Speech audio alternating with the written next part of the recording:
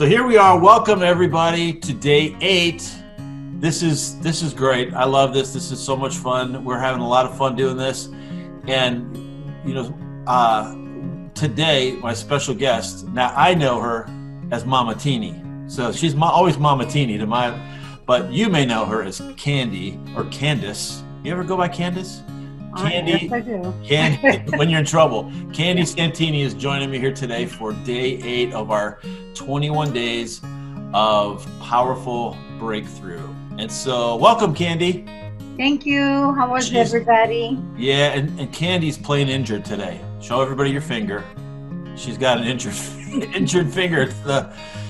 She got a little ambitious overzealous in the kitchen. So, but we're glad that she's surviving through that. So today, as we kind of focus on it, we're going to have a little discussion about this whole topic.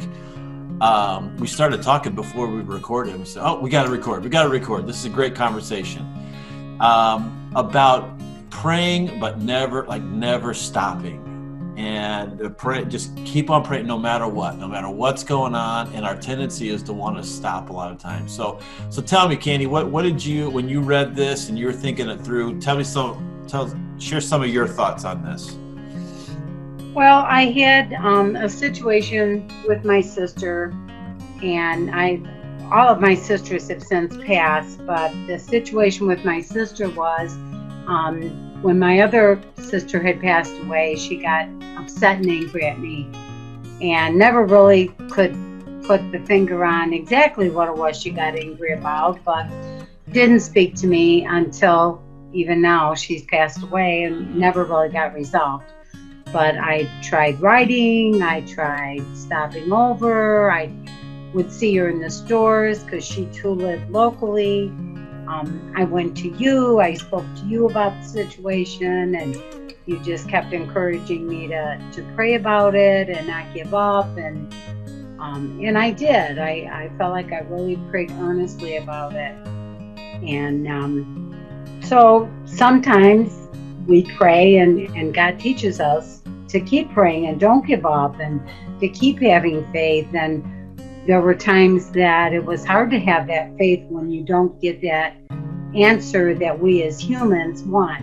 You ask for it, and we get an answer right away. We're just kind of used to that. You pull up to the drive-thru and you order your food and you pick it up 2 minutes later. But that doesn't work like that. So not always. No. And I still don't feel like I've gotten the answer that I was looking for. But in my faith, I believe that somewhere there's an answer to it. And someday I'll get some closure to it all and be able to understand. There's little glimpses of different things when I speak to my other nieces, and they'll say, well, Aunt Beth said da-da-da, and I'm like, that just isn't true. So God has allowed me the privilege of being able to clarify some of the things that I believe she tried to misconstrue. And some non-truths to things. And they were like, oh. And not that I was trying to make her look bad either, because I don't believe that was God's point in revealing any of what he's revealed. I just like, so what I want everybody to capture on this, that I think this is what I loved about it. That's why I said we got to hit record, because what you're expressing is real. And like what I just said to you earlier was this is not fake, like religious talk. This is like real deal. Like, listen, I prayed and I prayed and I prayed and I never stopped. And now she passed away. And so still trying to figure out, like, okay, so I kept praying and I didn't get the answer that I was praying for exactly.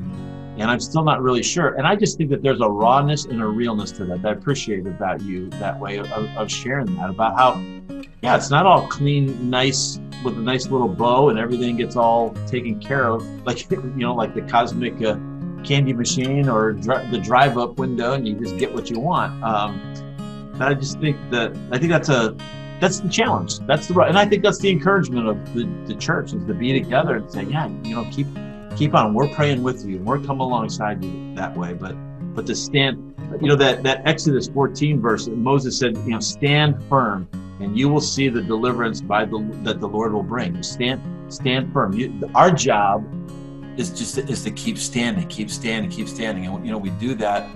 And I think God, in His time, I think His role is, I don't know, in the right time, He'll reveal things, and He'll answer, and maybe we don't see the answer right away. So, well, and for a brief moment, when I read the verse, and I felt, well, let's see. Every time I saw her, it brought back a hurt that was so deep and such a deep wound. And then the verse, Exodus 14:13 says, and He promised I would see this person no more. And I'm like, okay. But I mean, I don't see her anymore anywhere. Yeah. But and I know kiddingly that's not the way that's meant. But right. Yet there is a realness to that I don't see her anymore. That's not a constant reminder, and maybe gives me better opportunity to try to understand all of it. And I have been able to say, and my children find it hard to believe that no matter what, she could be mad at me. I love her. I still love her. I miss her terribly. I wish we could sit and chat about things, but I believe that day will come. Yeah. So that's my hope. Yeah. So I think about this idea that what it said in the devotional. I just got it here because I wanted to read it because I think it's so great. If there's ever a time to really pray and believe, it's when you've been counted out, or a relationship looks dead, or an opportunity seems too far to obtain, or if something seems hopeless. Make a commitment to keep on praying. I think it's easy to give up, isn't it? It's easy just to say, all right, I didn't see it. It didn't happen. I'm done. And I think that was, keep praying.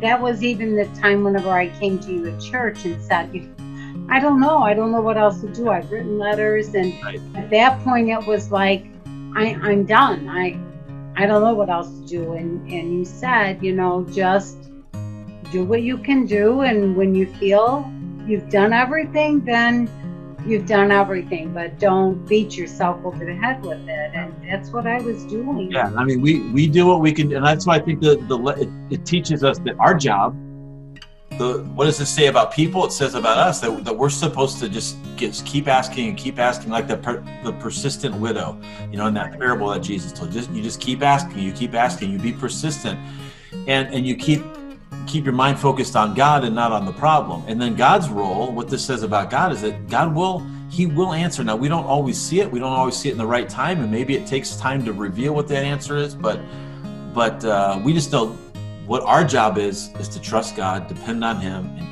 keep moving forward. So you've been a great model to that, and I know it's a tough thing, and I just think it's a beautiful story that it's not always real nice and neat and clean, and you have your little prayer, and then you get your little answer, and you go on it's messy, but I think that's the time that we're supposed to even more just trust in God. He's got a purpose, He's got a plan. Mm-hmm. So thanks so much for sharing that story and being a part of this 21 days. Thanks for being a part of Lifeline, and thank you guys for listening in a little bit here today. And keep on going. We are over the 1/3 mark here. We are now into the second third of our 21 days. So keep at it. Don't stop. Keep praying. Keep persevering. Keep trusting. Keep depending. And I think God will show us the answer in the right time. So thanks, everybody.